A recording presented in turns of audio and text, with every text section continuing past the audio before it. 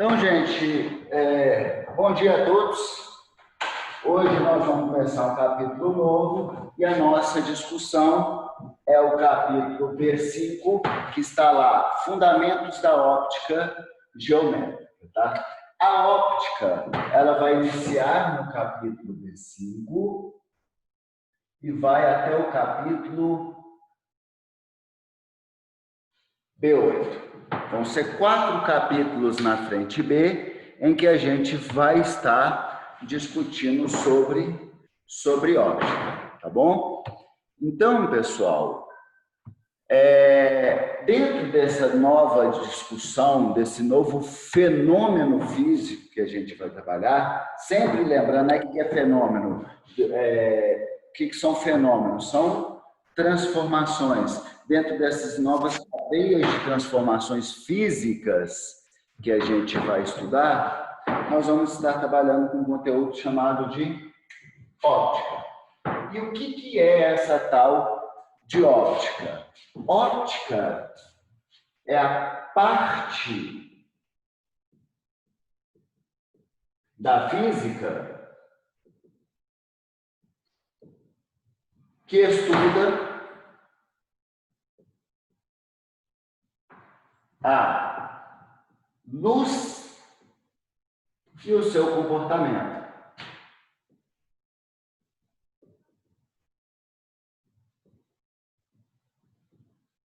Ok? Então, o que a gente vai estar estudando a partir de agora na frente B, capítulo passado, o conteúdo passado discutido na frente B foi a termofísica, uma parte do conteúdo do segundo ano, e agora na frente B nós vamos iniciar uma nova parte do conteúdo que normalmente é trabalhado no segundo ano do ensino médio de vocês. Tá? Então, o que a gente vai estar estudando é a luz, é a parte da física óptica que vai estudar a luz e o comportamento da mesma, né? Dessa luz. Só que não tem como a gente estudar óptica sem, então, compreender o que é a luz e como o nosso sistema óptico capta essa luz. Isso aqui é um olho, viu, gente? Um olhinho. Como o nosso sistema óptico capta essa luz e que nos dá compreensão do ambiente externo em que a gente vive, ok? Nós temos que entender, sim, de física, falando de comportamento da luz, mas nós vamos ter uma discussão biológica aqui de entendimento do nosso sistema óptico. Porque se a gente não entender sobre o sistema óptico, nós não vamos entender sobre formação de imagens. E dentro do estudo da óptica, uma parte considerável que a gente estuda é sobre as discussões das formações de imagem que estruturas especulares ou lentes vão construir no nosso cérebro. Beleza? Ok? Então, nós vamos começar dentro da óptica falando dessas duas coisinhas. Sobre o sistema óptico, ele não é discutido no capítulo B5. Se eu não me engano, ele é discutido no capítulo B8. O último capítulo falando de sistemas de óptica. E aí eu acho que isso fica um pouquinho desconexo para a gente caminhar dentro da nossa compreensão. Tá? Então, dentro da nossa rotina, nós vamos primeiro entender o que é luz, algumas características básicas de comportamento, fundamentos básicos de comportamento da luz, e vamos compreender como funciona o nosso sistema óptico. Compreendendo os dois, nós podemos explodir o nosso conhecimento para as discussões sobre os fenômenos ópticos, sobre as transformações ópticas que acontecem na natureza, beleza? Para eu compreender essas transformações, essas mudanças, eu vou ter que compreender essas duas essas duas condições, compreensão sobre a luz e compreensão sobre o sistema óptico, ok? Então, na aula de hoje, nós vamos começar a discutindo sobre o que é luz. A primeira parte nossa da óptica, a gente vai discutir o que é a luz e algumas características da luz, ok? Admitindo um coleguinha, aí apagando o quadro para a gente falar um pouquinho sobre esse carinha que a gente chama de luz, ok? Beleza? A primeira pergunta é: o que é luz?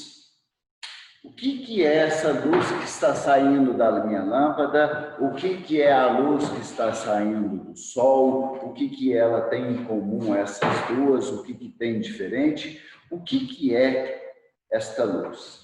A luz nada mais é do que pulso de energia. São pulsos de energia que são liberados pelo corpo. Okay? E esses pulsos de energia, ao se liberar da matéria, vagando livremente no espaço, eles são chamados de ondas. Então, a luz são ondas, beleza? Ondas são pulsos de energia que são liberados pelos corpos. E aí, essa energia, ondas, então eu posso falar que é uma energia desprendida do meio material que está vagando no espaço. Legal? Ok? Só que existem algumas ondas, alguns pulsos de energia que dependem do meio material para se propagar. Nós chamamos esses pulsos de energia de ondas mecânicas. São pulsos de energia que foram liberados dos corpos, mas ao vagar no espaço, ele precisa que neste espaço tenha meio material para ele se propagar. Isso nós chamamos de ondas mecânicas. Som, ondas em água, ondas em corda, ondas em mola, são exemplos de ondas mecânicas. A minha voz vocês escutam porque a geração da onda sonora aqui está acontecendo num ambiente que tem meio material. Se eu tentasse falar no vácuo, vocês não escutariam nada, porque o pulso de energia liberado pelas minhas cordas vocais não teria meio material para se propagar até o ouvido de vocês.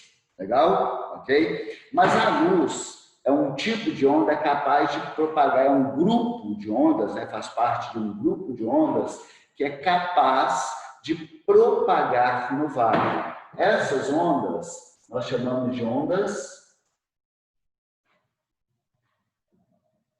eletromagnéticas. Ok?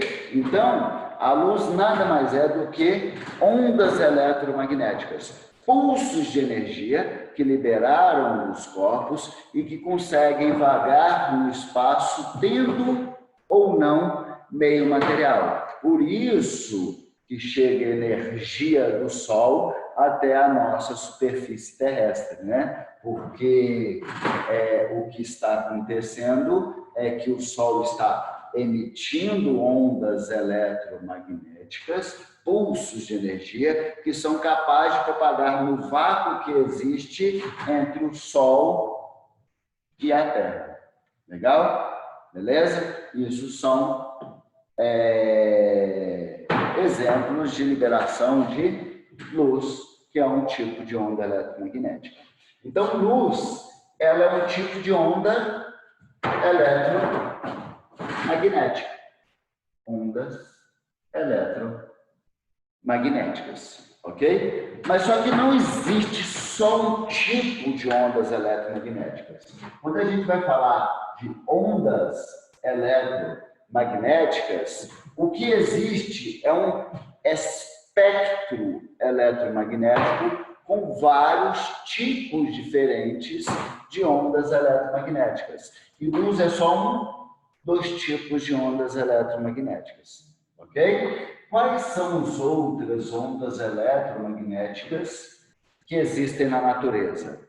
Além da luz, eu tenho ultravioleta, eu tenho raio X e eu tenho raios gama. Ok? Beleza? Além dessas quatro, eu tenho infravermelho, eu tenho micro-ondas e ondas de rádio.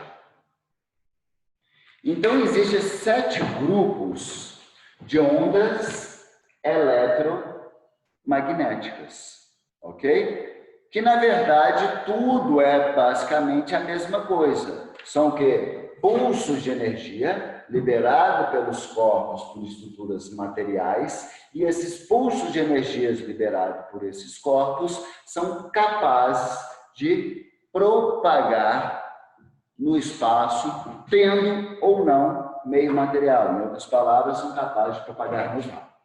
Legal? Então, qual é a diferença entre luz, radiação infravermelha, micro-ondas, ondas de rádio, ultravioleta, raio-x, raio gama? Qual é a diferença entre essas ondas eletromagnéticas? Para a gente entender a diferença dessas ondas eletromagnéticas, nós temos que entender como que esses pulsos de energia, como que essas ondas eletromagnéticas são liberadas do meio material, ok? Para vocês terem uma ideia, independente se for ondas eletromagnéticas ou ondas mecânicas, toda fonte liberadora de ondas, de pulsos de energia, ela consegue liberar a partir de movimentos oscilatórios, ok? No caso de ondas eletromagnéticas, o processo oscilatório que gera essa liberação de energia são oscilações de cargas. Então, como que eu consigo liberar ondas eletromagnéticas a partir de um corpo, né? Por exemplo, como que eu pego uma rádio, um aparelho de telecomunicação e ele consegue emitir ondas eletromagnéticas? Ele consegue emitir ondas eletromagnéticas porque tecnologicamente ele tem um dispositivo que consegue fazer uma oscilação de cargas. E nessa oscilação de cargas, que é produzido as ondas eletromagnéticas, ok? Tanto é que vocês já viram isso. Vocês viram isso foi discutido no pré-vestibular esse ano com vocês dentro da química. Quando o Eric está falando com vocês, discutindo sobre modelos atômicos de Bohr, ele falou com vocês que eletrosferas diferentes,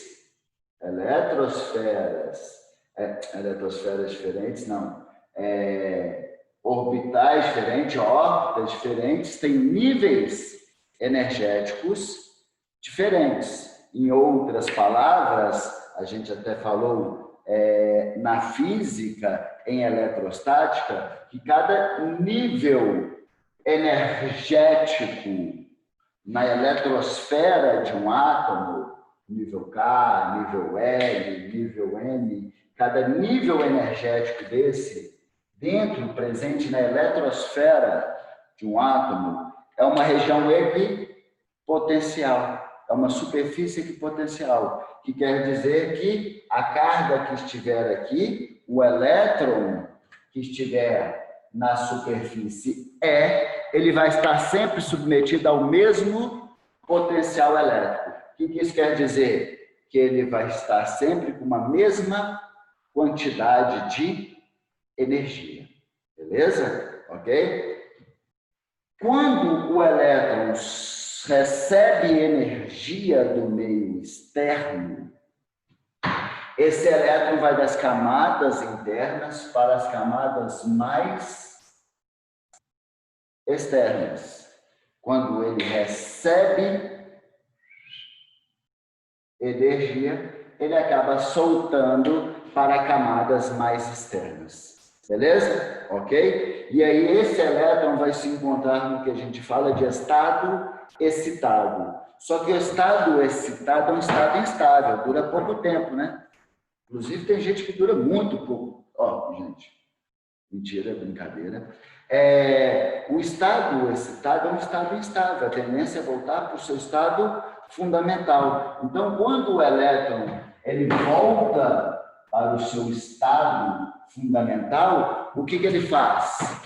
Ele devolve a energia que ele absorveu do meio, ele devolve essa energia em forma de ondas eletromagnéticas. Uma das formas, um dos tipos de onda eletromagnéticas emitido nessa oscilação desse elétron dentro da eletrosfera é a luz.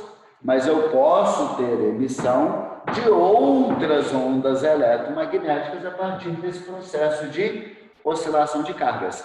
Em modelos de Bohr, quando fala de níveis de energia, da excitação eletrônica do elétron de hidrogênio e que o retorno dele é uma emissão de luz, parece que no processo de oscilação dos elétrons na eletrosfera é só a liberação de luz. Isso não é verdade. Há uma liberação de diferentes tipos de ondas eletromagnéticas, que uma delas pode ser luz, ok? Então, se a gente parar para pensar em todo o dispositivo tecnológico que a gente fez para a produção de energia luminosa, energia radiante, como é que ele funciona? Como é que funciona uma lâmpada incandescente? Ela tem um filamento, que neste filamento vai passar uma corrente elétrica.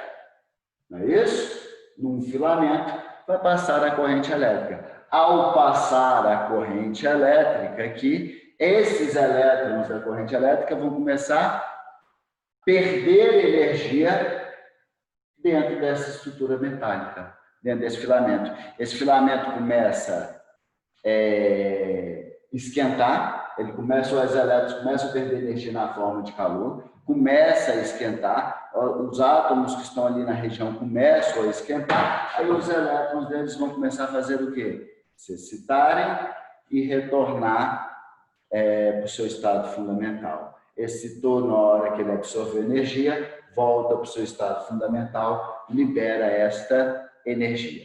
Legal? Ok? Então, pensando em luz, a gente já sabe o que é a luz.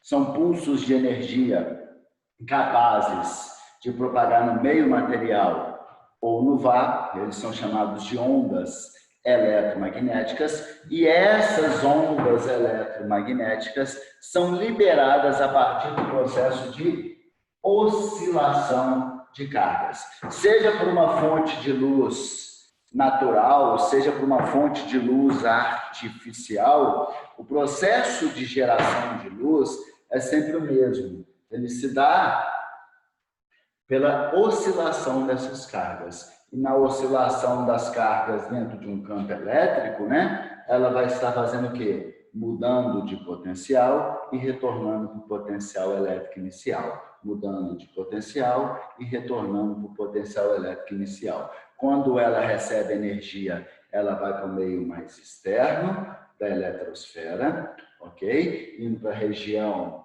de menor potencial elétrico e ao retornar para a região de maior potencial elétrico, mais próximo do núcleo, esse elétron vai liberar essa energia e essa energia vai vagar no espaço. Legal? Ok? Então, com isso, nós conseguimos entender o que é a luz. Ok?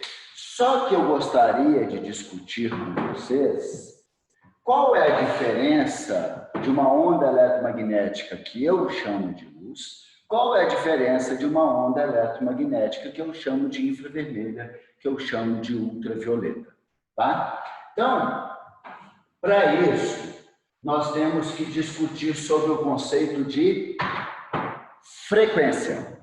Quando nós falamos que a onda eletromagnética, a fonte geradora de onda eletromagnética, ela trabalha com oscilação de cargas, que mais comumente nós fazemos oscilação de elétrons, né? Eu pego uma carga e começo a oscilar ela. Nessa oscilação, vai haver uma liberação de energia. E essa energia nós chamamos de ondas eletromagnéticas, ok? Tudo que oscila faz um movimento cíclico. Ele sai da sua posição inicial, vai até uma certa posição e retorna à sua posição inicial, né? Toda oscilação, ela é cíclica. E se uma oscilação é cíclica, ela tem tudo que é cíclico, tem período e tem frequência. Legal? Então, por enquanto, nós vamos aprofundar nessa discussão quando a gente entrar em ondulatória, que vai ser o próximo conteúdo, mas eu gostaria que vocês entendessem que as fontes geradoras de luz, elas vão trabalhar com oscilação, né? E que se trabalha com oscilação, eu posso fazer com que a carga oscile com frequências diferentes. O que é período mesmo? É o tempo que um objeto gasta para completar um ciclo, não é isso? É algo, né? Não precisa necessariamente ser um objeto. No caso de luz, por exemplo, não é objeto, puramente energia. E tudo que gasta tempo para completar um ciclo, ele vai ter um certo número de ciclos completados por tempo, que é o que nós chamamos de frequência. Legal? O que acontece? A frequência de oscilação da fonte geradora sempre vai ser igual à frequência da onda gerada por essa fonte geradora de onda, ok? É mais fácil vocês enxergarem isso, mais fácil de vocês compreenderem, por exemplo, que é a mesma ideia, quando a gente está falando, por exemplo, de onda sonora. Olha que legal. Eu estou falando, vocês reconhecem a minha voz, né?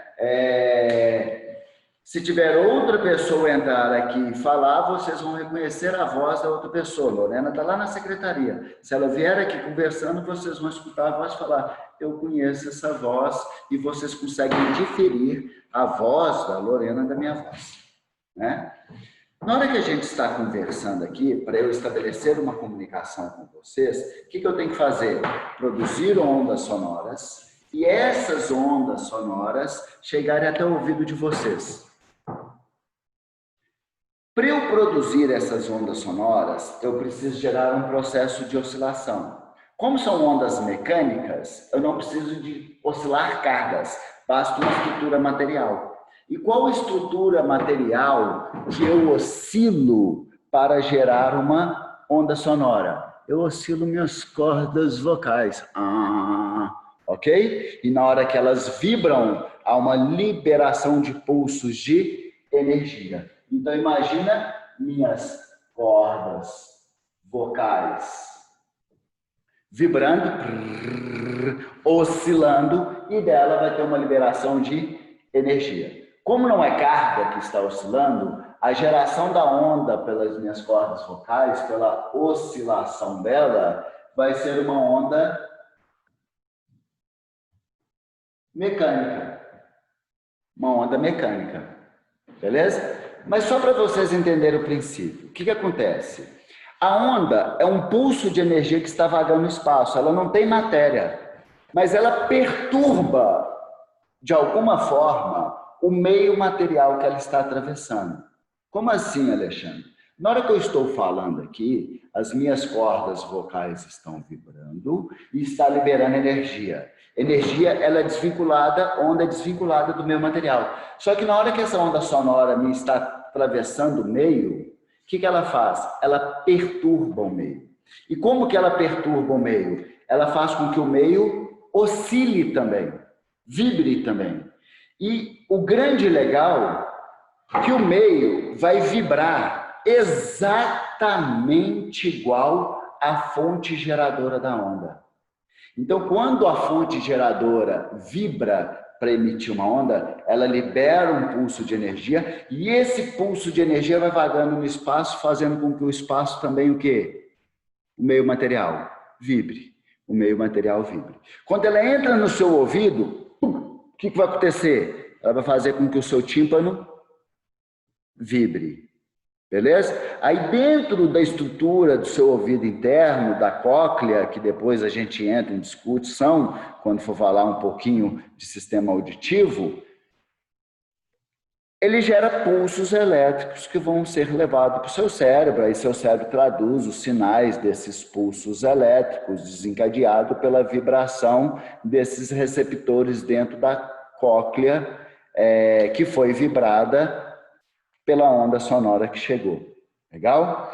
Então, quando eu falo, as minhas cordas vocais têm um padrão de vibração,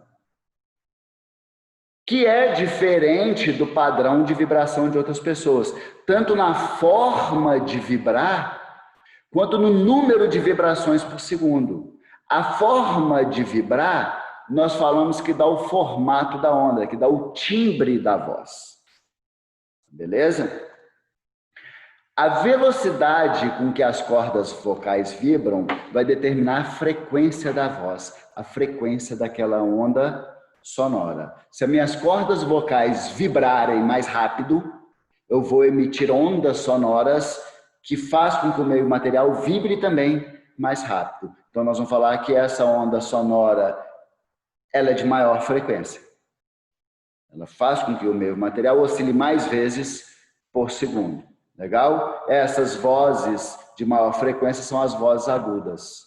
As vozes graves, você pode reparar que as cordas vocais vibram mais lentamente. E aí, nesse processo de oscilação, vai liberar pulsos de energia que faz com que o meio material oscile de forma diferente. Legal? Então, voltando com essa clareza em mente para a discussão de óptica, que não são ondas mecânicas, e sim ondas eletromagnéticas, a diferenciação dos tipos de ondas eletromagnéticas que temos aqui se dá pela frequência dessas ondas.